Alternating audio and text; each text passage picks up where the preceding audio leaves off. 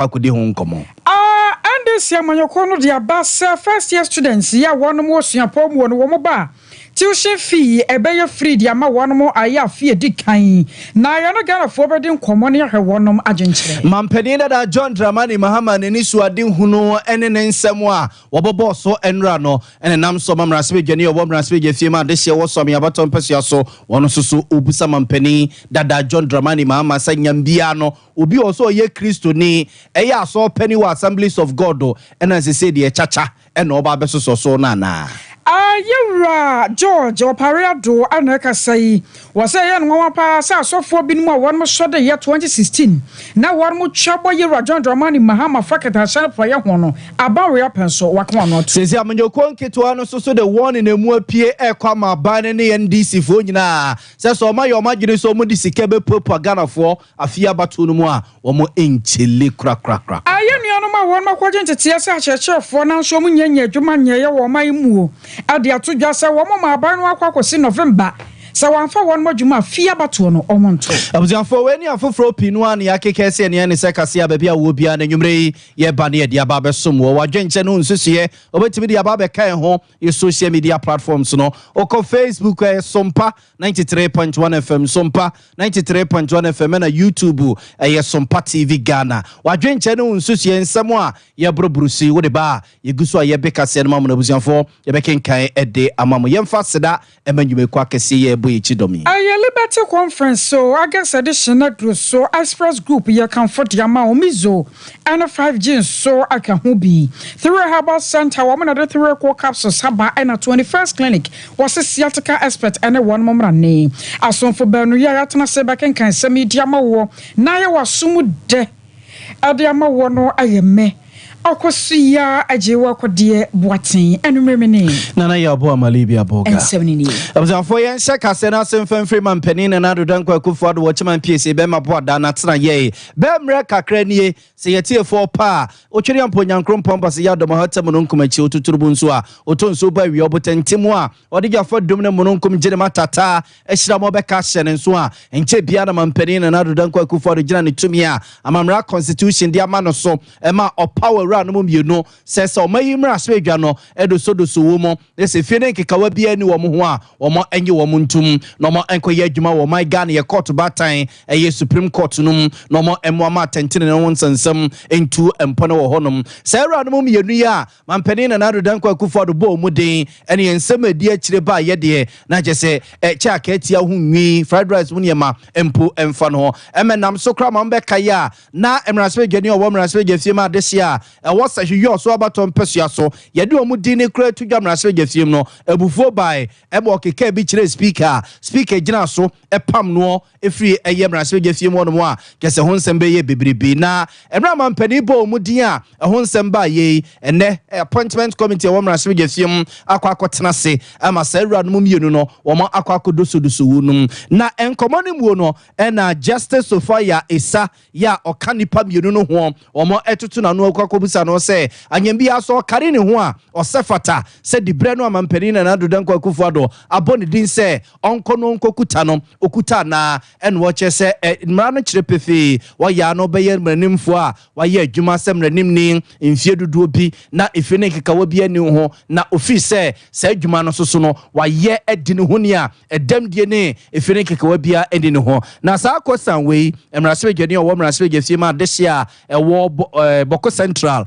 ene kokobusa ye ura mama yarga ene kokobusa no obusa se o se wo Ghana ya constitution mu a echemu pefe se ansa na ye beji obi atum amana akwa ye adwuma e Supreme Court no wo ya no wanya adwuma se lawyer ni kura no mfie dunum 15 years de o so otimi ye adwuma se lawyer ni e wo mayimu na obusa mame ne se mame no ohwemra owie school ene mra wa ye adwuma se lawyer ni no a eni mfie dunum to fi se on semfata se dibre no wo mo edema no mame no enyabotre eya no kire no die ntia ofi se osefata se oye adwuma e wo mayi court bata Supreme Court mo. You annually renew your license as lawyers because it is your license as lawyers that qualify you to become a justice of the Supreme Court, not your appointment as a sitting judge.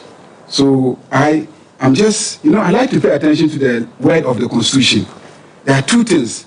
High moral standards, that one I can assume that having maintained your position as a judge, you are of high moral standard and repute, and nobody has brought a complaint about you. Who advertised, nobody brought a complaint. So we know you've qualified. The second one that the Constitution says we should find out is, are you a lawyer of 15 years standing? 50 years standing, what does that mean? You are a judge. What does 15 years standing as a lawyer mean? Are you a lawyer of 15 years standing? Yes or no? Honorable Chair, I did say no. And my understanding of the provision is that as of the time you are going to be appointed to that position, you should not have been less than 15 years standing as a lawyer. And what a lawyer does... You're talking about your original appointment to the High Court. To the High Court. Yes, Honorable Chair. Yes, so I heard that part, that at the time you were being appointed to the High Court, you had even exceeded 15 years from the rough calculations that we did. That's not an issue. Between then and today, which I believe is more than a decade, what has been your standing as a lawyer? Because it is that standing as a lawyer that qualifies you. If you have been Court of Appeal judge for 20 years and yet you haven't been renewing your license as a lawyer, I have issues, because I like to pay attention. That's why we spent several hours this morning, because I'm paying attention to the wording of the Constitution. I knew we would lose. We counted ourselves. We knew we would lose if I put to a vote. But I just wanted to make a point that this is what the Constitution says. So here the Constitution says that your qualification to be a Supreme Court judge is based on your standing as a lawyer for 15 years. What is your standing as a lawyer? Honorable Chair, I would say that you cannot be in this country a lawyer and at the same time a judge. Abuzianfo nti weye eye Justice Sophia Isa eniyete nenke era no mu a mampani na nado danko akufo do abo muden semra se gare no so wunum no monye omuntum enkoye adwuma wo mai court bata Supreme Court no oka ho nti ene adosodoso no a omo edoso no a na sansemsem wi epiepie ewo mu akaba sabo sumeno nine o my Ghana ya to santina kwa kwato ba ya wase be yimra shebadwafo ne mampanyini ya obedi wo man no woni mfinhia nan ya edi yanemu yi enam sayo so ntiamanyoko awodo ye wo mai mu ahyase a won mobontoa obi ya kanahia asem nioma wo baba tina konya so obeye sene be na Ghana fo beji won modie na wato abade ama wonom na wokọ NDC amanyoko ni mu a Owura Johnson na siedu nketia anasempo Yewura John Dramani Mahama ya wono etu franka adiama NDC amanyoko yi papa yi wo baba tina konya so pensem mampanyini ada na wode akwakoto dwa ebra na NDC amanyoko no na wono power youth manifesto ehontoma ewon kramantamu sa nyankropon yi adomu a wobahwe no waboa sane ebe na suapo awodo ye wo magana mu no anya rekra no first year students no one first year de musika sam nyina no wobahwa na wafa ade abone boa ma na ye free wose sane enwoma suase bi da na koma so pa no obetena konya so enuoma wo yade boa ye nti no empanyefo ka asem wose de waye bi pen no so aka so be ni mpre no so a ye nyina chinyi enti sane wo ye ne mra bi ya twam no waka so obaya magana fo nyina chinyi kura ye wasa abato no ye bato ma no wabo ma first year tuition fee aye free. Institutions of architects and engineers will be engaged to provide uniform designs for these hostels and a costing of the hostels that will be built on all campuses, and that will be under our program of a bed for all students to be able to stay on campus. We'll also launch the No Fee Stress initiative, providing fee-paying support to eligible students, especially through the Student Loan Trust Fund. The reintroduction of a quota system has reduced admissions across both nursing and teacher training sectors, restricting entry for many youth who desire to train as teachers and nurses. We deplore the Akufo-Addo-Bawumia administration's practice of opening the recruitment portal only when elections are coming. We will implement a policy of continuous recruitment of teachers and nurses, especially for the underserved areas. I will say why Yewura John Dramani Mahama no one to franka adiama NDC amanyoko no na samiti no Ayabu Madensi and the press secretary the National Union of Ghana Students Ora Kwesi Raibedi Nkomo na yabisa na se aso wɔn so gye ne sɛe wɔbɔdwo so ana yɛgo so da ya yɛpu so ahoma no yɛnya no a yɛne no ebedi ho nkɔmɔ abusuafo aba Ghana ma de sɛ yɛbɔbɔ ɛho ne ya lazy ebutu akwakoto ya ɛne ahoboa amanyuku ahodo no ɛyɛ emu nsɛm a epiepie ne nam so ma enra mampani dada John Dramani Mahama Gonja de se konkra wɔte jatangma so pro soro wede ɛne Ghana de sie esiaye titru ne mrante ne mabawa ɛwɔ mmayimo ɛbɔ nkɔmɔwo na ne nkɔmɔ a wɔne mrante ne mabawa ɛwɔ mmayimo ediye no emu baako yɛ sɛ wo si sudua sɛ sɔdomfo yɛ na dom ama Ghana for ya datu media mano ama na babedi o man so mampani biewu a ade a obeye eye chacha no a boys ne to no a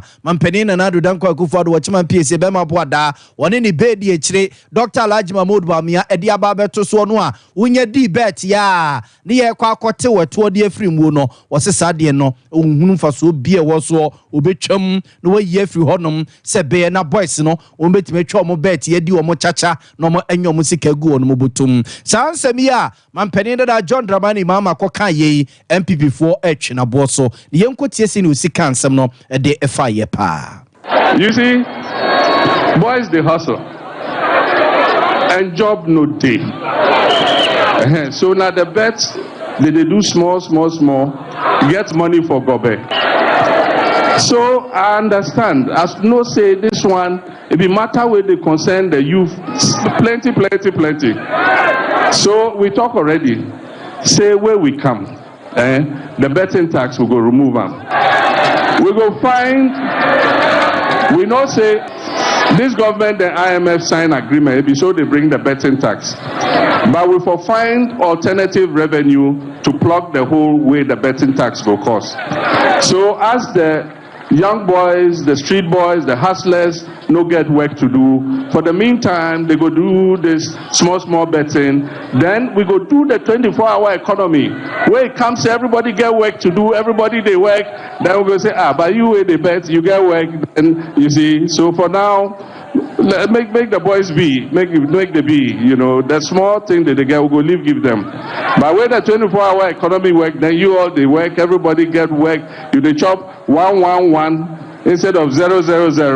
Then maybe in future sometime, but then maybe no. I was on phone to way mampani dada John Dramani Mahama yete ne nkenya na o chirechiri nsemu de achira mansan ne kwani obefa so na eja beti ya my bet ne hwan bet one is bet ne ade a eje timi kutwa eyi friend say omo nsem no omo brof no mo keka kra ne underscore de ande underscore hwan no mo timi kutwa kona nko a etimi kokutwa eye turo yi nko a je say boys in the omudidi mum izale serency enya yo nya gobe no omudidi o bi kura this bi sida ne ade a na sansem ya mampani da John Mahama koka ye na emrasebe dwani a owo emrasebe gefie ma de se wosom ya batom peso ya so onablo se chairman sabunsu etwi papa ya bo so se John Mahama ne ho aye ne nwanwa pa John Mahama ye na sore ba woni ni nyina na esomo ewa Assemblies of God aso dem men's fellowship omu nyina na ekọ omu nyina ya asafo mpanimfo a omo esom ewa sore num na sofo pani ene chese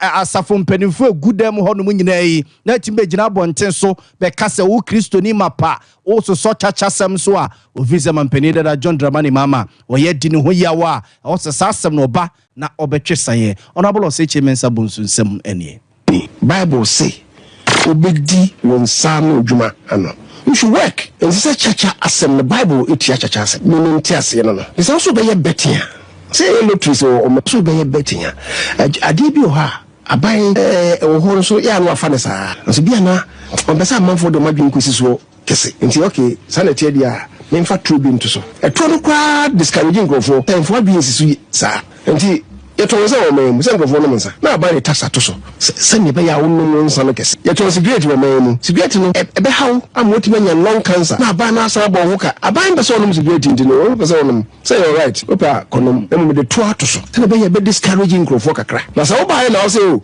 me de cigarette wa na pesa onum a ndi no fa ho no me to na fi so a what are you saying? We are encouraging them to go and smoke and we drink tax if you so encouraging you person bedomonsa. That's the purpose of John Mahama say o man ye nani chacha e my intino so be tax if you betting so na betting enye juma chacha enye juma Observe to way honorable say chairman Sabun Sumra Sweden or Womra Sweden Fima this year. A was me about 1 person yetin in Kenya. Watch say chachaning Juma betting and ya the papa was yes so honorable say chairman Sabun so Idru Sunday. Boys in be na collection no cotton Sunday no. A ye bet you mood doing Saturday and no me cotto a year collection Sunday. I got them get to I didn't there a bonipa to so near ma a seka crack so to near ma kakra.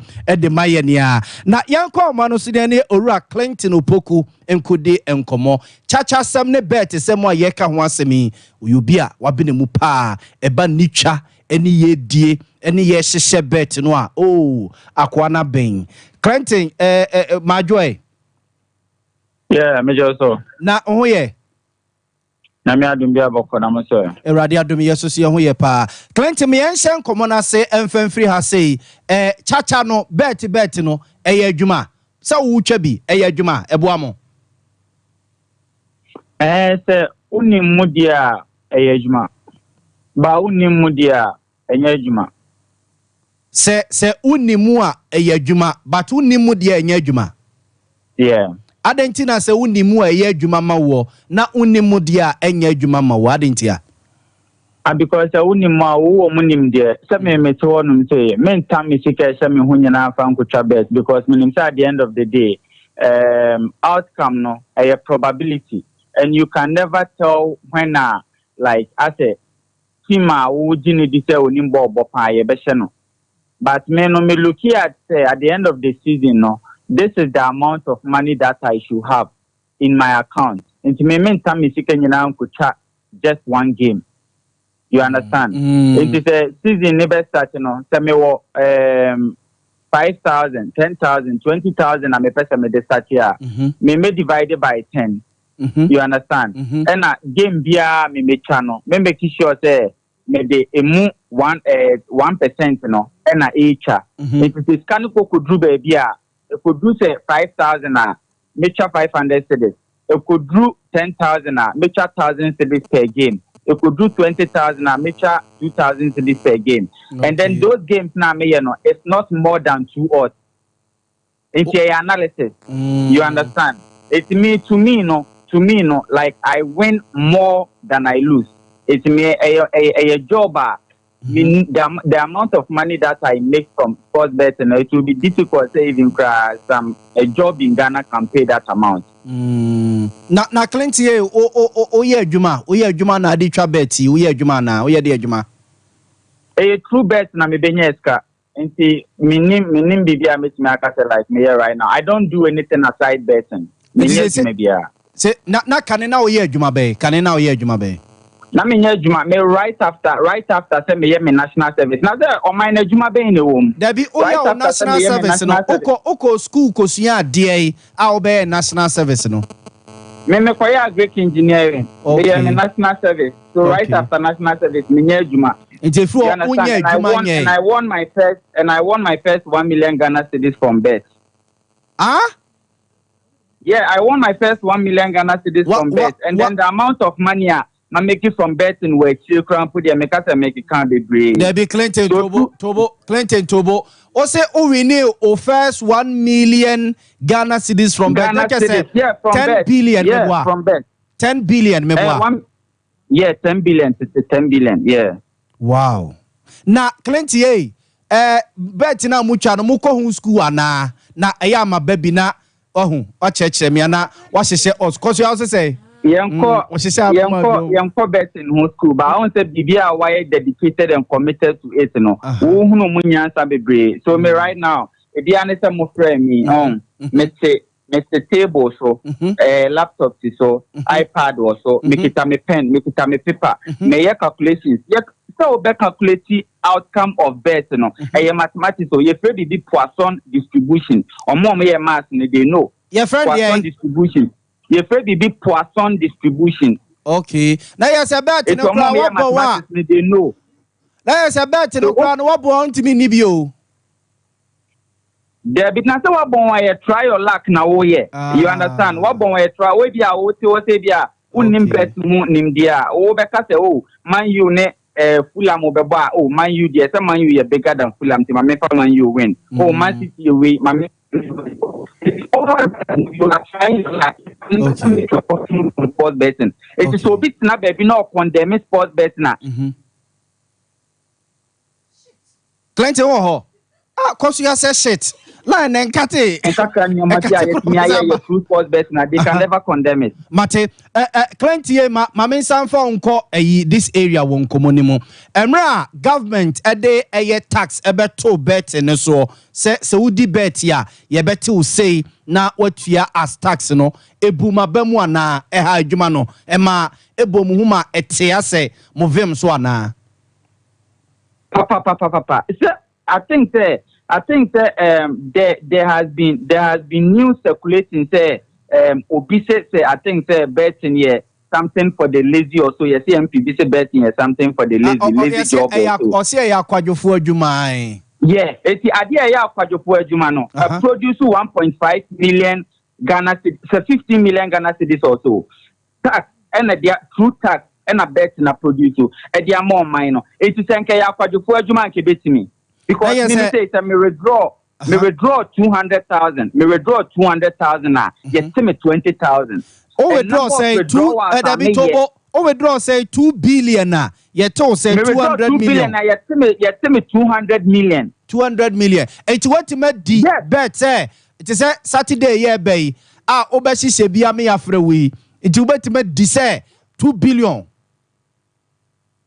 oh David Meme, I don't stick like that. Say, Ebia this week, there be meme the say at the end of the year, Ebia season inquiry, and Ebia mikita 4 million cedis, mikita 3 million Ghana cedis. Meme looking at that, and I do strategic betting. Meme say, me say, this weekend, and make me the 2 billion.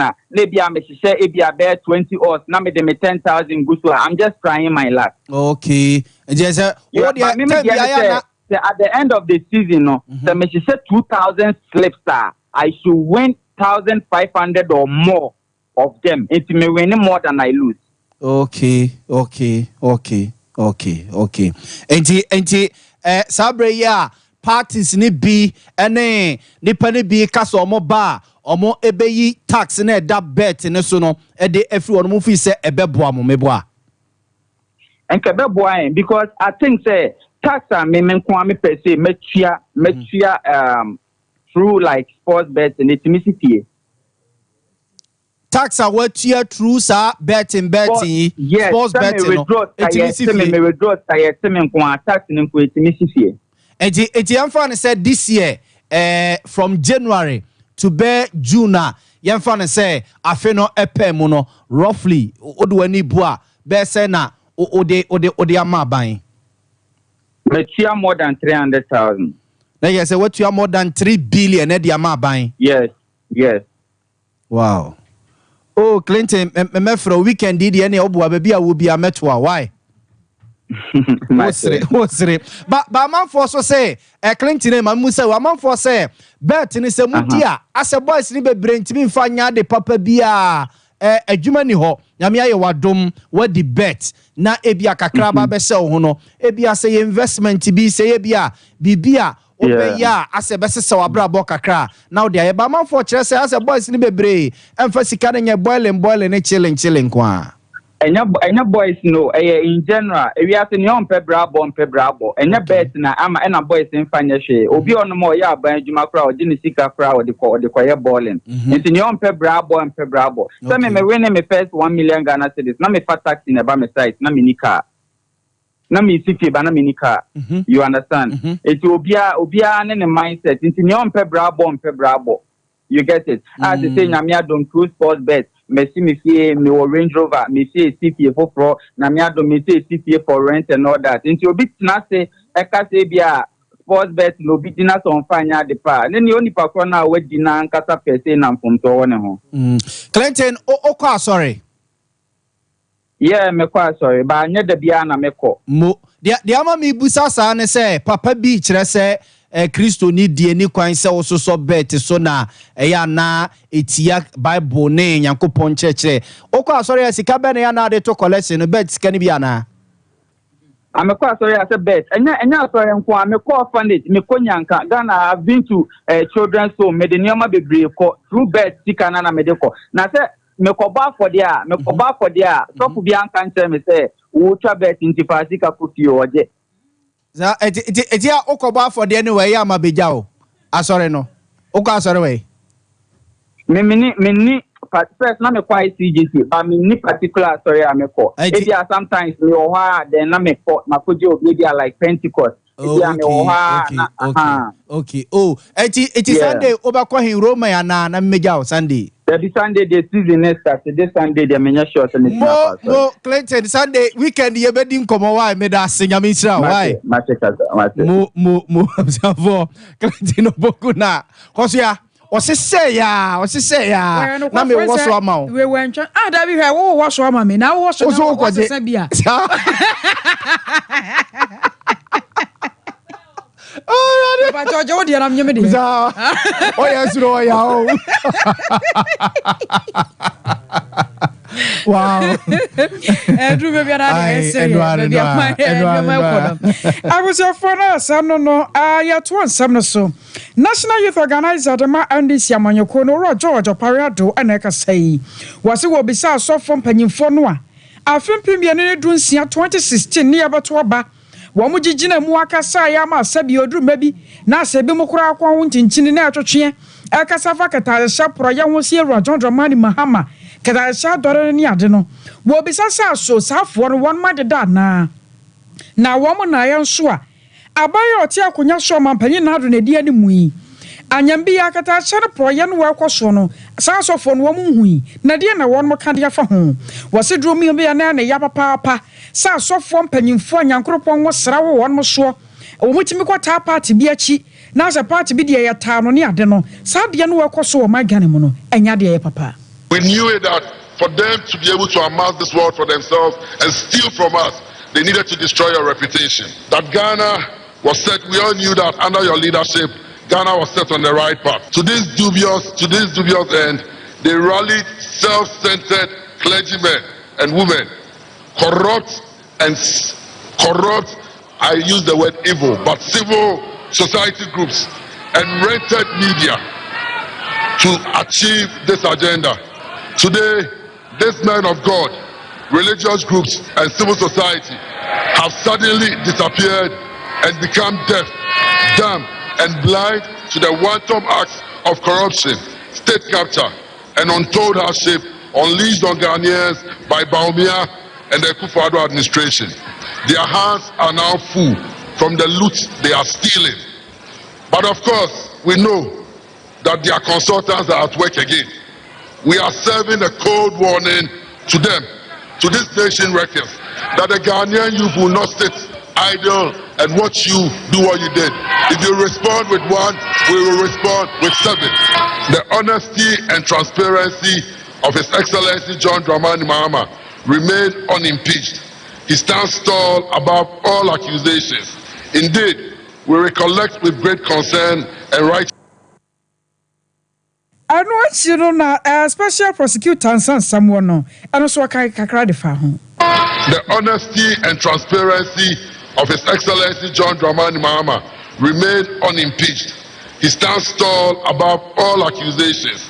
Indeed, we recollect with great concern and righteous anger the unjustified accusations of corruption leveled against him in the Airbus scandal.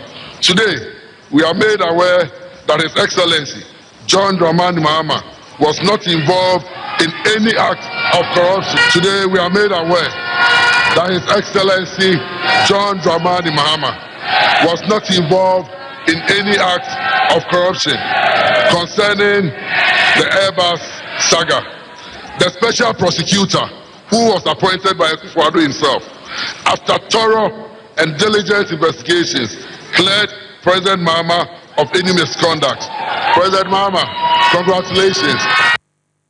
I was aware National Youth Organizer the NDC Amanyoko Nora George Opariado. Observe Gusu Ademu Amanyo Semoni Ahobo a ye de akwakoto aba December bosome de toso enso no. Na Amanyoko anketo na sesei wo mo soso wo mani abide ne bide enso jankasa mirkra de wo mo anana ne wo mo de wone na emu apie ekode ama MPP ne NDC fo no se so ma yo madwene se ase wo mbetwitwia fo mo so emedu ba bia wo mo de sika wura afia bato no mu a wo mo enchele entwema wo no mo kra. Osagine Nana Jebi Boating, Amanyoko friend say Ghana Alternative Party, one and the Frank 24 a year cover by Emma Amanyoko. The San 7 to Jawa bread, one more Ebo Jadanka, I want Crapum Premantemwa, no more Amanyoko Ketuano, almost so Emma Ghana Fuoguno, and Hoba Wuduma ye, a de era afi abatunum. Osagine Nana Jebi Boating, Nensamodi to Jakakrani. Into their minds that this election is not about money. Using the money to induce somebody. It's not about using convoy to induce somebody. It's not about using personal resources to influence somebody, but a political party or an alliance that will think about the future of this country. A political party that resonates or that can interpret the cries of the people from the hinterland. Let me say this on record. We don't have the money to share like the bigger MPP and NDC. But time has come that ordinary Ghanaian is no longer interested in putting money in a matches box. Because when you pick this money for this election, you have sold your destiny for another 4 years to come. Observe way Osahine Nana Jebi Boating yetin in Ghana Alternative Political Party no one and a cover by Frank 24 at the Amanyoko no and ought to be at the Amani MPP and DC for now so on National Liberation Congress NLC one also so Frank 24 and a cover by a Ura Steven Atubiga one also so at an insum to Jasi. 2024 way election way in the alternative. The Ghana Alternative Party and on my invite here on press conference in ya Cabo Mayaye. So Oma Chre Senior Omoshare Ghana Party Ninano and National Liberation Congress Party no Yena Apono Yena Omunim se Omudoma Hodi Betaye Chia Yebetimako Yenim Yeni Kano Kre Yeni Free Fita Yena Omo Free se Kanya Mabuno Yena Omo Free se Yenim the Ghana for pe Yana Omo Free se Yenim se Omo de Taechia Yebetimi Ako Yenim into Nomudu Amahon de Oma Hofe no Mubibia and I mean Magana for what I said yes I boom as a party a alliance near ye the entire moon banano na yentimi certain decision you better take it said whether I be calling a movement and I have a different logo never call have until I munya home so ever sa frame by next week no to tell us this is the roadmap I have that I need a pick here for you take a decision logo I had call because alliance way for just after election no be I as I could if you be crap. Observe to way a National Liberation Congress NLC Amanyoko no Franka 24 Steven Atubiga and yetin in King. Unemployed private schools teachers. No teachers unemployed university education Ghana graduate for. Woman ya ka wo bom wo ya church for.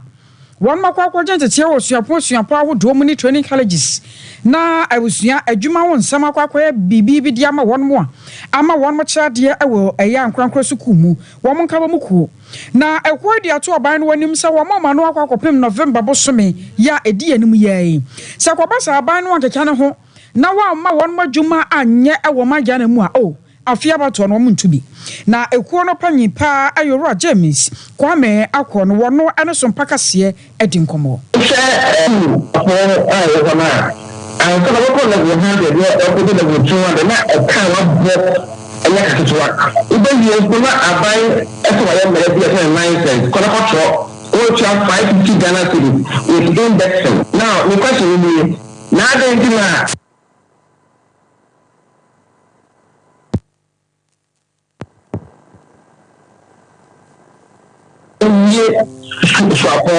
I'm not going to see And the university now will produce as a chef.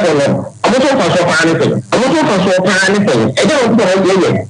It is a final university here to I could be adding to see it. Not one to me for every other year. That's what I'm idea. You have to reckon you now, and then that's what I'm idea. After you have to talk to me, any senior country, I'm going to share the enterprises, private companies. So that they are private companies never to phone because of environmental intervention. So that they'll be sure more attention for you. It would be able to private education also. Oh, God, I buy for even policies are advising for education. Meaning good private schools. Now, again, we are going to talk about it. You know, NDC, I'm with the back. I'm going to be at the private education improvement and I reckon. And the percentage of proper. Yes, probably, a bit a final account to realization. You're the problem of one man. I'm a dear you know, my penny, you know, part of the work. And this has the brother. Alright, James Kwame Akwanon, Executive Director, the National Council of Private Schools Teachers. Afei mfamo nko MPP amanyuko no obekwa abato mpesua so na de wogina ede ama MPP amanyuko no asante bekwa abato mpesua so asante memu lawyer Raf Opoku Edusei na lawyer Raf Opoku Edusei na osre party ma won mpesua no sese obi bia ya bibia sie obi tia ne naso obi ka bibi kire no a anye ne da ene wafura amanyuko nim akwakodi independent candidate yechi no obesre obi bia Sekutujogu form and Sadan Sem de Suma was saying, Ma Pachokutan and Sem and Chekosia, Omungina Amra and Samra Manyukuru no Munya Jumading, and my party in front and Tuma Papemfra, and was Santibequa Baton Persiano so, na and Maumba to December Bosomia, a tosso and soa batuno, or more entebri manina, set a briwa, or more air cacao mania, like I said, 85% today, or more SSA, and was Santibequa Baton Persiano so, and the MPP Amanyukuno, Dr. Laj Mahmoud Bamia, and no lawyer Raf Opoku Edusei. Ni say enye too late MPP party ni ye pedom so beja bibia o ye no abeka ye dom no ho ne to aba no na MPP nkunim dia aba na ebeye bibia boa no no so ewonim dia wo nani so betime dia bedom MPP amanyoko no na ye nyina ya de ya ye adwuma abomu a media de meka ne se bibia anka ekire ade ebeche kra me ato aba utimi beka ye ho. My message to Obia Opese Oba other than NDC and the minimum party any party no boy Brentino, any no Obia Obeque Opesa Obecan Hobia and Power. Mena make a contest, Mena Midio Conenim, near Tiebiano, Medium Beam some, Dobbe Bia, Yabejinatum, Anna. Time will be any end so. I dear bet you cry up as over camp people go over choir, a fine the hall, party near beer and some ye pay 2 million dear breaky 8 no. When you my yasha see your Ghana member, a bean see that. Say yan twice on yanko, we are never cut them. Ara hosem ye cano I was say the party ase there's a 1 month in my chin sa pe kwa de mabre o mine na dwen pa na we yetim e pese ye besom ne page o mine no mpanimfo na ye bi e was say kire manso enso ye betoa so dan de omo aye no ye nya bi amaya metoa so na afa nipa baako selfishness inti was menko na mpese mekoye mpi ana menko na mpese me ye bibia Amzianfo na ejina de ama MPP amanyoko no asante beko abaton persu so lawyer Raf Opoku Edusei na yetene nke ni nyina party me won persu so a asenchichemu kakra ba we kodi independent echi we so fa ha we si we yedi matem we si we akaseti ame enu nti obi ate ada no ene wosre wo no so munyina enkamum se yefunu mu ade nya dwuma na mpesua no so omo enkoso nkuta kunya ne MPP amanyoko no na biem so ono so omo ntu no boom 85% de na jesi swa no omo sesa e de akwa anesa abusiami zone 5G ni ye kan fodi ama wo se hwana ekotobi nyame yadon a wo kina ewuku ada onyame zo ene 5G sa no a midweek no ebeboa wo pa ebema wo ho atumi esisi wo so frana ne mpanyefo ni nkomo wo 0246 270221 0246 270221 afei through Herbal Center with the 3 capsules aba ekoko master draw osisi na ya wo ya akoko na wo so anayam tim de adwa wo bia ha wo ma osisi no emu adwuma e wo se ye ntumi nye nyina no hwese obenya 3 cold capsules na wabobo agubuo wokwa kwale na ke bada ne ha ba misti ni apedanka wonsa beka bi 0546 107 0546 107 Sciatica expert here 21st clinic and 21st so aye sciatica expert pa enya sanketwama wabia branches ni bebre me ne wo mienu ntia sani abaya abanya apomodem pane enya hotoso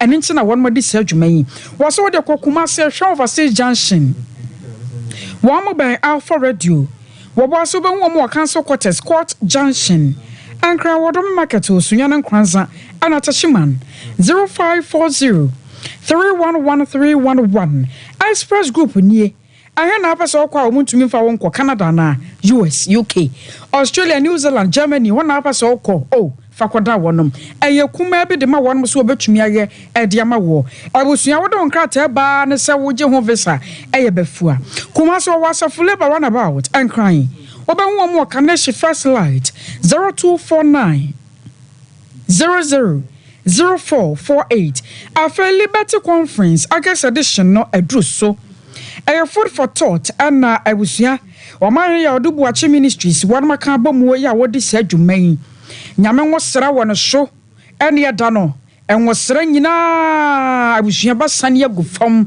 nyakropo twede ampomba se ya dom no obesan ne wosa na de abafam na afa obebia da ohia nkwaje ne wo so fra urade ne ohia ba ne ohia ya resado ohia kwantuo munyina monsa atumi akamade mu huri so mani munyam we empanyimfo a yato nsade afra won mo no kofi pepra kwa kugya sika ho na minister kwamjedu residence worship no wonu nyina ababi na wababeboa sharon sadet no 31st August intinyu hu mfrim anopa no nsia kan ni ahyase e Jubilee Park kumase heye inti bra na so be nyame ni munyam nyame nwosra ene nyame adepa ye gina we so ne yadan ye ho tew ye ba yede aka no ebeto so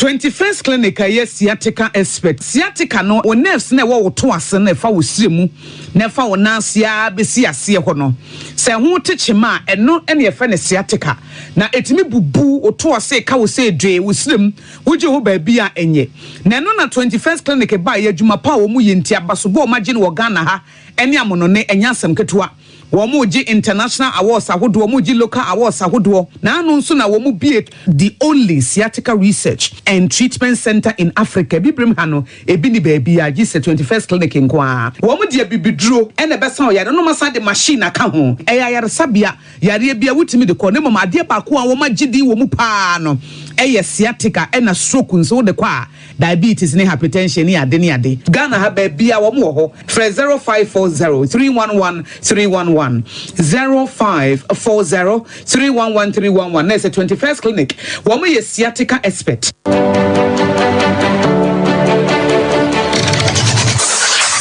Introducing Mixer 5G Sparkling Drink, a whole new refreshment in a can. Mixer 5G is a tasty non-alcoholic drink. It is a perfect companion for all your events, including parties, weddings, and funerals. It is made with green tea, ginseng, guarana, grapes, and grapefruit. Get refreshed with Mixer 5G Sparkling Drink. For bulk purchases, contact 0246 270 221. This advert is FDA approved.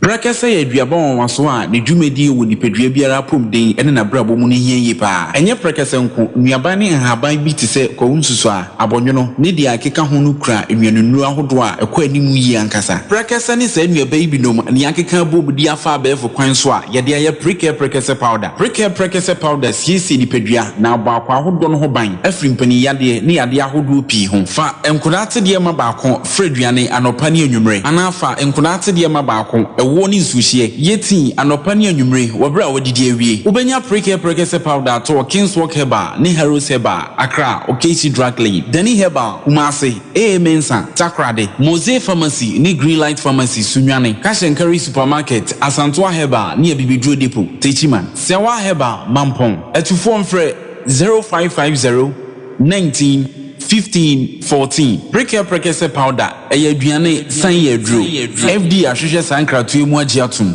Hey sewa, me hu wacho. Me na no me bisa ekra so kwa brochu.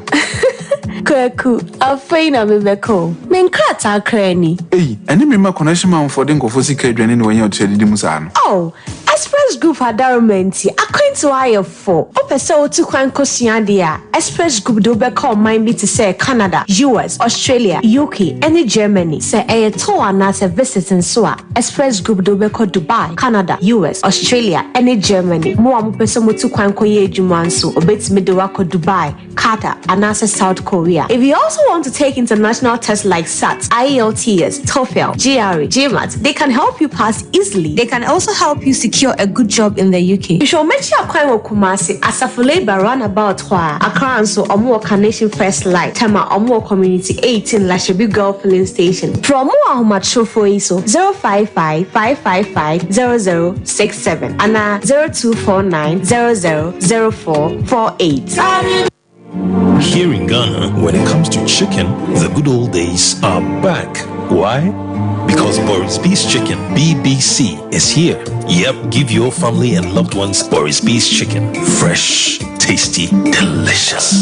Boris Beef's Chicken is produced right here in Ghana by our cherished poultry farmers with support from the Ministry of Agric. Get whole frozen chicken, gizzard, chicken feet, chicken neck, and chicken liver for those special family meals, buffets, picnics, funerals, and all restaurants. Get Boris Beef's Chicken. It's halal, so everybody can enjoy. Wherever you are, call Boris Beef's Farms hotline 05-444-444-53. Ask for our branch that is closest to you and come get your chicken.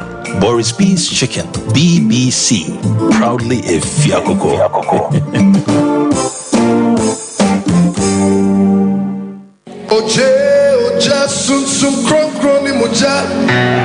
Yay! Edru hopiemu. Food for thought addition. Omayini ya wedubuachi. Onyame akuwa. Ofremu nyina. Se Augusti. Onyame nemu appointment. Asemu ayakasa ho. Ose. There hit. Wo ifre asomafo semo. Etiadi onu nwoche. Nyi mu miensa. Na David nyom. Etiadi owache baako. Nyi mu du. Jubilee Park. Kumase. Anopa no sia pepepepepepe. Na de ube enie. Ose fa plain paper na plain sheet. Mienu. Dia unyina. Jogu baako so. Na sadam. Wo pepo jefunu. Media ha nyina. Yashe no wo baako aka ho. Eniema papa wo pese si wo wabrabo. Eno so tro no wo so. Shane so sa eye candle. Akwankyere. Na fa wo candle baako ka ho. Na no na ye beso. Ye dia bompai. Liberty Conference August edition. The hit.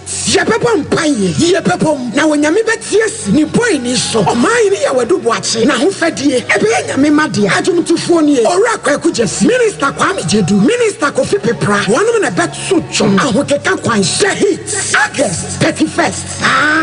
Proposi prempa obuadu poko. Calvary pema kukodrufo. Dear friend is that what sere domino. Ope Kenya ne ho. Ye be kaya tamfo. Egu. Oh glory. Hallelujah. One more time.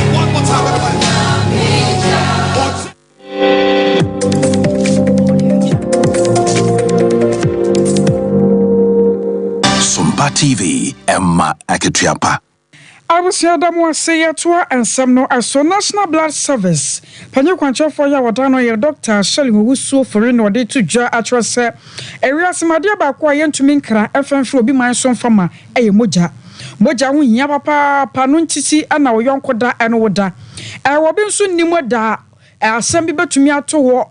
Na ebedru se wo se ya twe obi moja na sempo ya de moja esi usuo ena nsaya so ntini won makoto de asra Ghana fo nyina se ena ebra na wi adu ehun akwakohia pa se nipa dodo a ewo ma Ghana mu be se 30 million e chire no ye benya moja esombo ne de do so ne se ne ye be na daache bi ya eni e chire obi ho ka ye betumi anya moja ade ase ne so ama no ye ebra na won mo epa o eya sa moja ho dwumadie ho ntoma ena nam so ma odi tu dwa ya wo sra Ghana fo nyina se nyina fra ho nyim se ne be ya sa modwatwe e betumi edi mu a nation no your targets based on your population. It is your population 33 million now.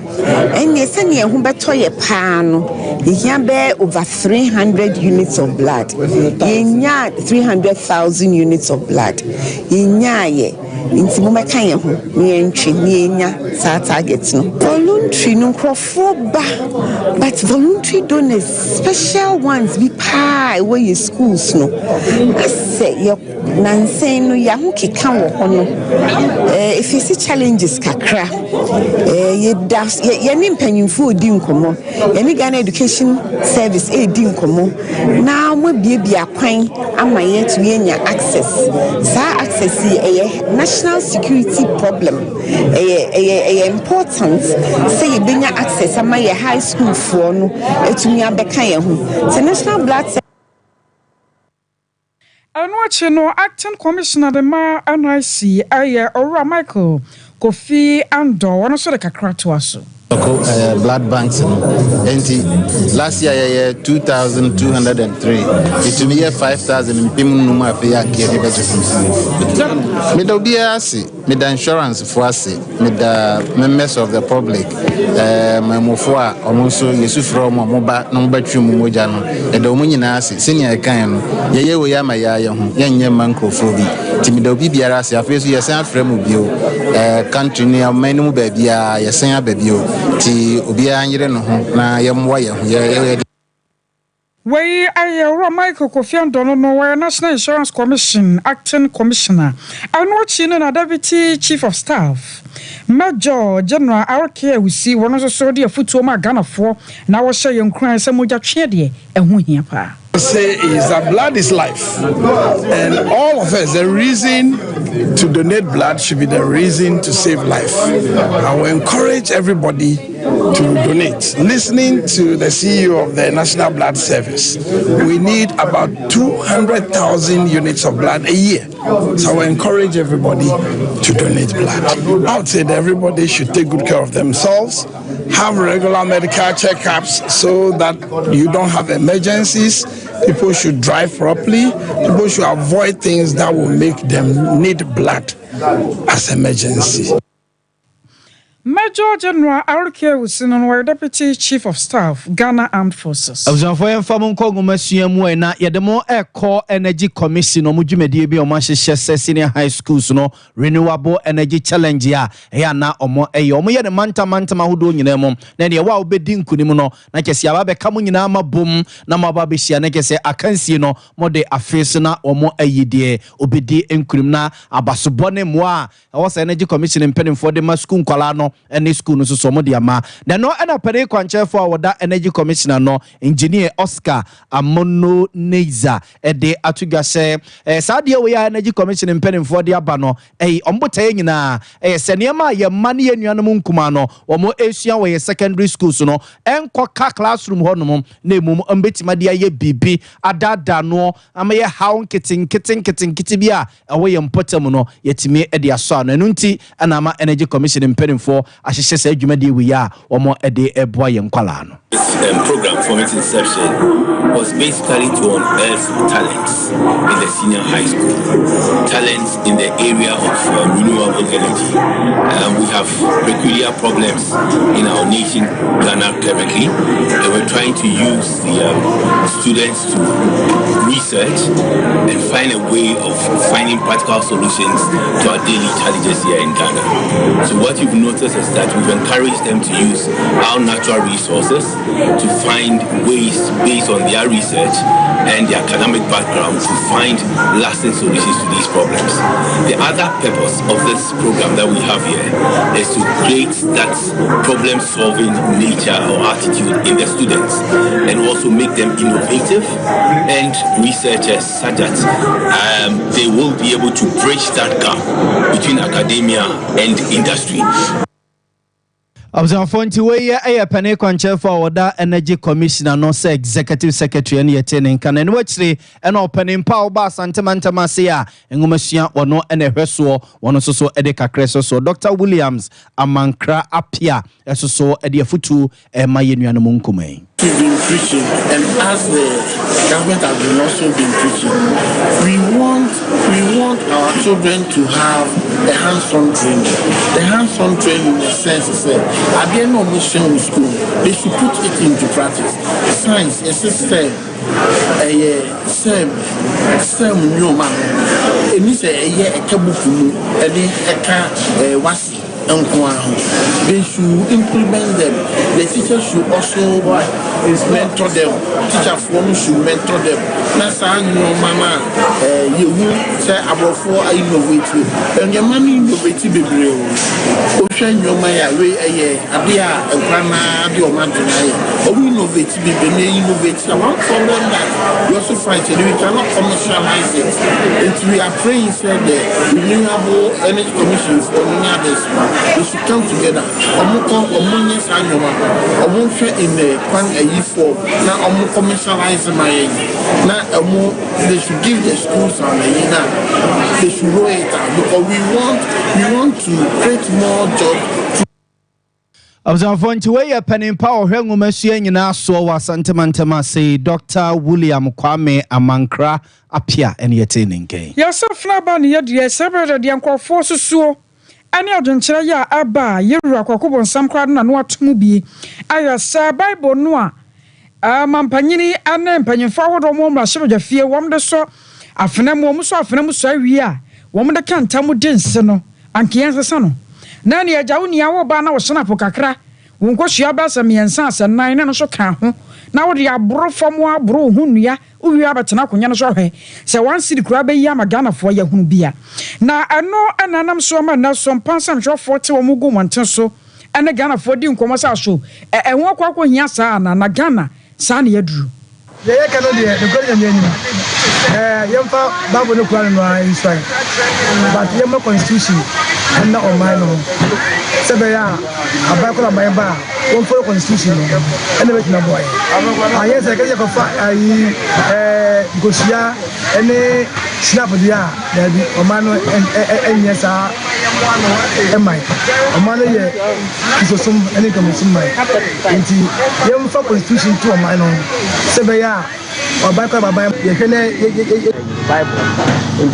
Bible say no so be boy say ka ba no ka be jad ye me so me wo kan no ba bo pa ele kwa nya nsu kwa wo gina ba bia no mo gina sa yi ho na public park no mo ya wo o ya suma bia wo ho bia obeso ko twatro o nya no dana ne sa pe be nya ne ntem omukotwan peja nyankopɔ franka no ɛno ne betima de abo na ye ne titima mu no yansesa nda odi agima che obi nso ade opɛ no ɔyɛ no wo ka to bi ko ade opɛ no ɔyɛ no obi peja sika no akwa kodi ye nche no obi timi kɔ no aba emre bi ani no ye hwɛ amre yamfa awosom inside ewo parliament anasa ye fa baabo ba me de ta me ko bia ɛso no ye obi ane so wo enti o ba sɛ obi ngba ya no somonto enkofa asunu bro bia anya ade de betima yi because asunu no ye obi ade a wo som ha enti ye obi ade a wo som no ebe di be nwa sɛ